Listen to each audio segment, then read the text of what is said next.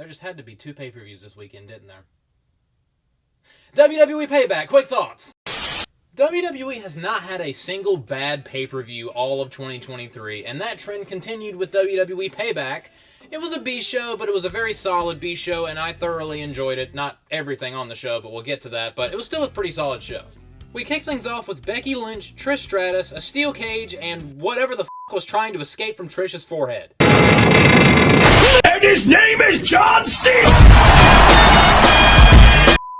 I haven't seen a goose egg that bad since my brother headbutted some other dipshit during a soccer game like 10 years ago. This was the best match of the night, which took me aback somewhat considering how absolutely dogshit this feud has been for the most part. And the fact that Trish can still go like this at her age has convinced me that she has gathered the Dragon Balls and wished for immortality. Maybe Trish is the one who will defeat Black Frieza. One little nitpick about this match though. Becky, stop loudly calling spots. That shit's annoying. Stop that. Great opening contest, and I'm glad this feud was finally put out of its misery.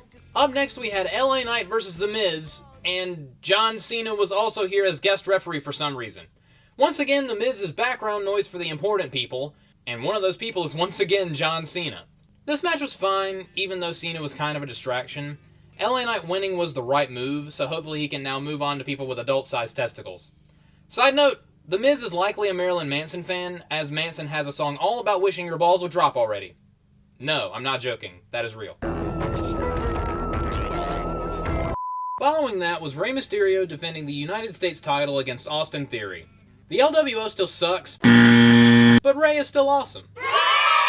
This was a SmackDown match that made it to pay-per-view, but it was fine. Not all that much to talk about. Rey wins, Austin Theory is still a generic white dude, and Santos Escafart should be drafted to Impact Purgatory. Next. Judgment Day versus Kevin Owens and Sami Zayn in a Steel City street fight for the undisputed tag team titles. You see, this is how you do a massive multi-man hardcore brawl type match without this f***ing stupid shit. From what I heard, London was awfully quiet for Stadium Stampede. I don't know, I didn't watch it because I have standards, while Pittsburgh went crazy for this. Just saying. Although that likely had to do with all of the annoying sports pandering by the champions, which I didn't really give a shit about. Seriously, I don't understand why Finn Balor stomping on a rag is a heat spot, but apparently it's a football thing, and football is about as enjoyable as having the sleeping gas stop working mid-colonoscopy, so it went over my head. As for the match itself, I had a whole lot of fun with it, and I personally would have had it main event the show over Rollins and Nakamura, but I'll get to that later. Kevin Owens even got some hard-way juice from Dom, which added to the bout, even though he proceeded to nearly miss the massive swanton and most likely completely obliterated his coccyx. The Judgment Day got more gold, and by gold I mean silver, and I am cool with that. Second best match on the show. Then we had talking. Yay. Jey Uso is on Raw now because Cody books the show, apparently. Although maybe if Cody had, I don't know, cashed in his political chips earlier this year, this would have ended a bit differently. Just saying. And I love Grayson Waller. And that's about it. That's all I got. Next! Rhea Ripley defending the Women's World title against Raquel Rodriguez. Never mind. I take it back. I'm sorry, Grayson! Ugh. This was okay, I guess.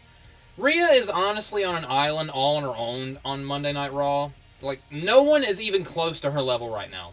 Especially not green as goose shit Raquel Rodriguez. There's nothing to her. And there was no drama in this match at all because no one on Earth and no one buried underneath it believed that Raquel had a shot in hell of winning this match. I mean, the best thing in the entire match was Rhea blowing a bloody snot rocket at Raquel, which was equal parts gross and absolutely hilarious, but this was whatever. Rhea deserves better. And finally, our main event. Seth Rollins versus Shinsuke Nakamura for the World Heavyweight title. This was good, but kinda like the previous match, no one believed that Seth was losing, not even for like 5 seconds. Everything was solid and fun to watch, and Seth's selling of the back was great, but this was just, something was missing.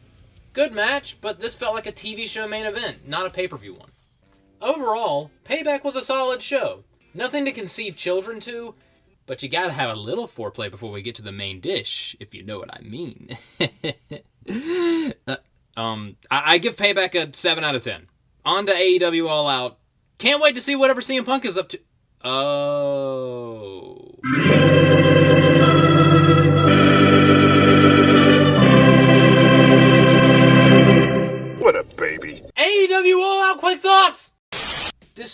the substantial news updates over the weekend before this show and the reactions to this news, I personally thought that between All In, Payback, and All Out was the best show of the three. I was a little surprised, but All Out was a very good show. Again, despite certain things that may or may not have been going around this increasingly turbulent company.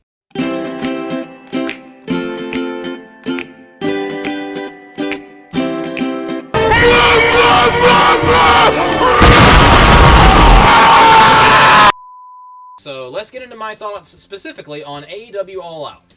Our opening contest was the AEW World Heavyweight Champion MJF and Adam Cole defending the ROH Tag Team titles against the Dark Order. Why is this group still a thing in 2023? Also, we have the AEW World Champion curtain jerking for the tag belts of a promotion that 99% of people don't even know exists. Maybe Punk was trying to get fired. Okay, me wanting to strangle Tony Khan aside, this was a fun opener. MJF's selling throughout was immaculate, although I wouldn't be surprised at all if that was legit pain he was in, considering how Cole attempted to paralyze the man at Wembley. The AEW crowd is very much into this MJF-Cole storyline, and the way this match went reflected and took advantage of that fact. Again, I question some of the logic and decisions made here, but a good opener nonetheless. Also, the idea of Joe versus MJF with a blatant NXT reference thrown in for good measure makes me feel the sudden urge to go change my underwear real quick. A few moments later. Up next, we had Samoa Joe defending the ROH World Television Championship against Shane Taylor. Whoever that is. What is ROH again? This was a fun hoss match, and they beat the piss out of each other. The finish was perfect, as Joe just kneed him in the head repeatedly and choked his ass out. I approve. Seriously, what is ROH? Then we had Luchasaurus defending the TNT Championship against Darby Allin. Christian Cage pretending to be the champion during this whole thing has been superb and is so perfect for Christian. He's such a Weasley little shit, I love it. Although I'm not completely sure who this child is that Darby is currently babysitting. Are his parents aware that he is out this late? Who the would hire Darby Allin as a babysitter? Regardless, this was fine, although seeing as how we had blood multiple times on the show, we didn't really need it in this match. Once again, AEW doesn't understand the meaning of the word restraint. That said, at least they are actually doing shit with the TNT title besides hot potatoing it every week. Some stability is nice, and considering the indie fed we are talking about, that is not only surprising, but a damn miracle at this point. But yeah, this was solid, although we didn't need blood. Also, a weak-ass clothesline to the back of the head is a shit finisher. Luchasaurus, do better. Then apparently Vince McMahon started booking the show because we had two huge monsters beat the absolute out of one another. It started a little slow, but it absolutely picked up. Although the crowd in Chicago would not stop chanting about meat, and I do not understand. Also, when CJ Perry came out later, the crowd started chanting, "Beat that meat." Always classy, Chicago. Again, this was fun, and I'm glad Miro won a match on pay-per-view, although I don't think Tony has any kind of plan for a Powerhouse Hobbs, which is an absolute waste. The dude has potential. Then we had Chris Statlander defending the TBS Championship against this travesty. But I'll give Ruby Sucks-ass credit. She didn't anything up horrendously in this match, so hooray. This was fine, even though it was not particularly interesting. Toni Storm is British Marilyn Monroe, and she cost Ruby the match, so cool, I don't really care. Next! Then we had the best match of the entire weekend, Bryan Danielson versus Absolute Ricky Starks in a strap match, and holy shit, this was brutal. These two beat the holy hell out of each other, and I was enthralled from start to finish. But again, why not save blood for this match, Tony, you f***ing But even then, this was way more gruesome. And Ricky Starks is absolutely a star, and I'll be pissed if he doesn't win the AEW World title within the next year or two. This dude is a money-printing machine. Just take advantage of it. And honestly, this felt similar to Mick Foley versus Randy Orton from Backlash 2004 in the vein of, I'm going to murder this handsome young man so the crowd will respect him more.